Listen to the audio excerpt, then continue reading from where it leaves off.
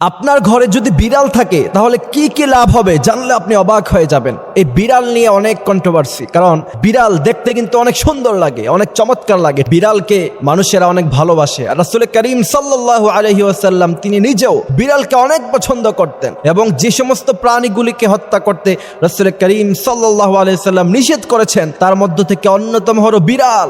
আপনি বিড়ালের দিকে তাকালে আপনার কাছে মনে হবে ছোট্ট একটা বাঘ, বাঘের আকৃতির মতো বিড়ালের আকৃতি। আমাদের দেশের অনেক আলেম ওলামারা দেখবেন তারা বিড়ালকে অনেক ভালোবাসে, বিড়ালকে ঘরে রাখে।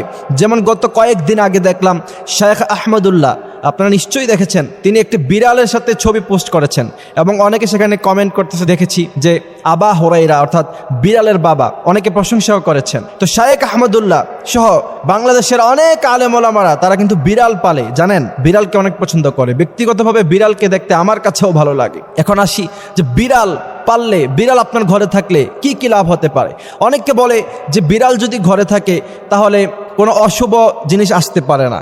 এ কথাটা আসলে পরিপূর্ণভাবে সঠিকও না, আবার একদম বেঠিকও না। তার কারণ হলো বিড়াল হচ্ছে শুভনীয় প্রাণী, অর্থাৎ রাসূল করিম সাল্লাল্লাহু আলাইহি ওয়াসাল্লাম বিড়ালকে যেহেতু ভালোবাসতেন, সেহেতু আপনার ঘরে যদি বিড়াল থাকে তাহলে এটা অবশ্যই ভালো সাইন, এটা ভালো আলামত। কিন্তু রাসূল করিম সাল্লাল্লাহু আলাইহি ওয়াসাল্লাম এই বিড়ালের ব্যাপারে কি বলেছেন চলেন। হযরত কাবশা বিনতে কাব রাদিয়াল্লাহু তাআলা আনহু তিনি বলছেন, একবার আমার কাছে আবু কাতাদা রাদিয়াল্লাহু তাআলা আনহু আসলেন, আমি তিনাকে ওযুর পানি দিলাম। কাতাদা রাদিয়াল্লাহু তাআলা আনহু ওযু শেষে দেখলেন যে একটা বিড়াল আসতেছে, তিনার কেতনির মধ্যে অবশিষ্ট যে পানি ছিল সে পানিগুলি তিনি বিড়ালের দিকে মুখ করে ধরলেন, আর বিড়ালটা সেখান থেকে পানি খেলো। তখন কাবশা বিনতে কাব তিনি একটু আশ্চর্য হয়ে তাকালেন। আবু কাতাদা রাদিয়াল্লাহু তাআলা আনহু তিনাকে বললেন, তুমি কি আশ্চর্য হয়েছো?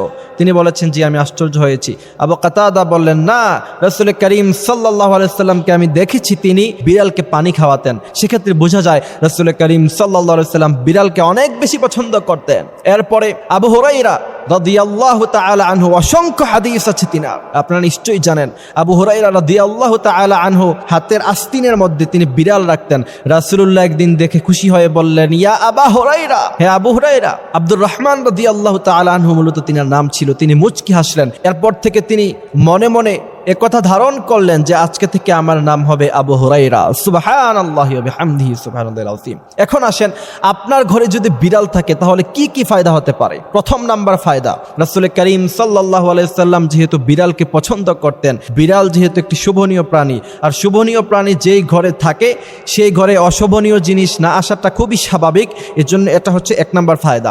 দ্বিতীয় নাম্বার ফায়দা হচ্ছে, যদি বিড়াল থাকে আপনার ঘরে তাহলে আপনি হাদিস এবং কোরআন যদি রিসার্চ করেন তাহলে দেখতে পারবেন পৃথিবীর প্রত্যেকটি প্রাণী আল্লাহ সুবহানাহু ওয়া তাআলার জিকির করে। আল্লাহ সুবহানাহু ওয়া তাআলা বলছেন, ইউসাব্বিহু লিল্লাহি মা ফিস সামাওয়াতি ওয়া মা ফিল আরদ। আসমান এবং জমিনের মধ্যে যত প্রাণী আছে সব কিছু জিকির করে আল্লাহ সুবহানাহু ওয়া তাআলার। সুতরাং একটি বিড়াল যদি থাকে, সেই বিড়াল সবসময় জিকির করবে, আর আপনার ঘরে আল্লাহ সুবহানাহু ওয়া তাআলা রহমত নাজিল করবে। এই কারণে বিড়ালকে আমরা কষ্ট দিব না, বিড়ালকে আমাদের অবশিষ্ট যে খাবারগুলি আছে সেগুলি বিড়ালকে খাইয়ে দিব, কারণ রাসূলুল্লাহ এমনটা করতেন। সুবহানাল্লাহ। সুতরাং এই দুইটি ফায়দা পাবেন। প্রথমত, আপনার ঘরে অশুভনীয় জিনিস আসার সম্ভাবনা কম, জিন আসার সম্ভাবনা কম।